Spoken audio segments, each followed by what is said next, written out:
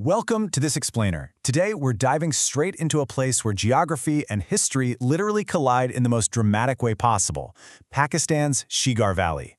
This isn't just a point on a map. It's a profound journey into a landscape where jagged, towering peaks meet ancient, thriving cultures. If you've ever been curious about what it takes for life to flourish in some of the most extreme terrain on Earth, you are in exactly the right place. Let's get into it. There's this old Baltistan proverb that says, if you lack food or prosperity, go to Shigar. And honestly, that hits the nail on the head. For centuries, this isolated region has been completely synonymous with abundance. We're talking about a valley renowned for its profound hospitality, deep cultural wealth, and an absolute sensory richness anchored by incredible harvests, especially its world-famous apricots. It's a sanctuary that feeds both the body and the soul. All right, Section 1, the geographic marvel. Gateway to the Karakoram. To really wrap your head around this valley, you've got to understand the sheer scale of it. 170 kilometers. That is a massive corridor of pure, rugged awe, stretching from the bustling city of Skardu all the way down to the remote village of Eskal. And that final destination, Eskal, matters immensely. This corridor acts as the ultimate launch pad for expeditions aiming for the summit of K2. It all exists in this dramatic theater of nature, where the towering Karakoram peaks stand like ancient sentinels against the sky. Now, right down the middle of that vast 170-kilometer stretch is the mighty Shigar River. Imagine the deafening roar of that water crashing its way through the steep valley gorge. Fed directly by the melting glaciers of the high Karakoram, this powerful freezing river is literally the lifeblood of the region. It creates this unbelievable contrast. Desolate, frozen glaciers high above, feeding a torrential river that miraculously sustains all that lush agricultural abundance down in the valley below. Moving on to Section 2, the weight of history, crossroads of ancient civilizations. So because of that crazy geography we just talked about, this isolated mountain valley actually became a vital, bustling crossroads for the ancient world. It's like a giant historical puzzle. You've got ancient Tibetan Buddhist roots, which you can actually still see in local rock carvings. Then, the valley saw the rise of the local Mukpan and Amacha dynasties. By the 14th century, the Kashmiri preacher Syed Ali Hamadani arrived, bringing Islamic traditions. Later came the Mughal conquest in 1634, and finally the Sikh and Dogra rule in the 19th century. Shigar is a brilliant masterclass in how Tibetan, Central Asian, and Islamic influences perfectly melded together over time. Which brings us to Section 3, natural and architectural wonders, surreal deserts to palaces. Nowhere is this region's surreal juxtaposition clearer than the Sarfaranga cold desert. Picture this. You're standing on fine, warm, golden and white sand dunes at an elevation of over 2,200 meters. But then you look around, and you're completely surrounded by freezing glaciers and the snow-capped peaks of the Karakoram. It literally defies geographic logic. Warm desert sand meeting freezing mountain snow, there is no way that should exist in the same frame, yet it is absolutely breathtaking. Just a bit further up the road, we find Blind Lake, or Jarbar Zo as the locals call it. This is a pristine, crystal-clear lake completely encased by rugged mountains. But here's the wild part. It has zero direct water source and no discharge. It just sits there, serene and completely undisturbed, acting as this peaceful, hidden gem for travelers on the legendary route toward K2.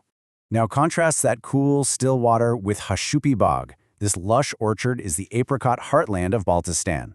I want you to imagine the sweet fragrance of apricot blossoms cutting right through the crisp mountain air.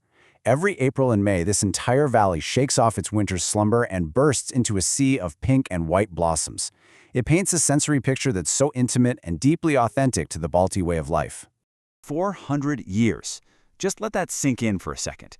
That is how long the Shigar Fort has stood proudly in this valley. It is a monument that has relentlessly weathered harsh mountain elements, seen shifting empires rise and fall, and somehow remained intact for 4 entire centuries. This fortress brilliantly illustrates the absolute pinnacle of Balti craftsmanship.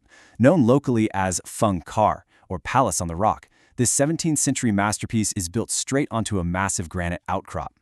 It flawlessly blends those Tibetan, Kashmiri, and Central Asian architectural styles we covered earlier. It was beautifully restored in the early 2000s, and today you can actually stay there as a guest. You can walk the historic halls and run your own hands over the rough-hewn, weathered 17th century stone. And just a short walk from the fort is the Amburiq Mosque. Built in the 14th century, this wooden marvel is so historically significant, it actually earned a prestigious UNESCO award for heritage conservation. It was meticulously built by Iranian craftsmen using a super unique cribbage and cater style. Basically, the structure relies on intricately interlocking wooden beams for stability, which is a brilliant engineering technique for surviving earthquakes. These carvings have stood strong for hundreds of years, serving as a physical testament to the arrival of Islam in the region. All right, let's look at Section 4, the traveler's reality, planning your epic journey. So we've explored the poetry, the deep history, and the natural magic. Now let's pivot to the practical side. If you're planning a trip, timing dictates absolutely everything. Want that vibrant floral explosion we discussed? Spring is your window. But if your ultimate goal is high-adventure K2 base camp trekking, you need the summer, when it's a warmer 20 to 30 degrees Celsius and the volatile mountain routes are actually accessible. Autumn offers crisp golden harvest festivals, while winter, that's strictly below freezing, total snowy solitude reserved for the absolute experts. Getting there is straightforward, but definitely requires calculated planning. Step 1. Take a 75-minute flight from Islamabad to Skardu. Step 2. Hire a local jeep. Step 3. Drive 45 minutes right into the valley. Listen, the crucial point here is prioritizing that 75-minute flight over the grueling 18-hour drive up the Karakoram Highway. The drive is an epic journey on its own, for sure, but it is physically tolling and prone to landslides. For your first visit, save your energy for the valley. The flight is a total game changer.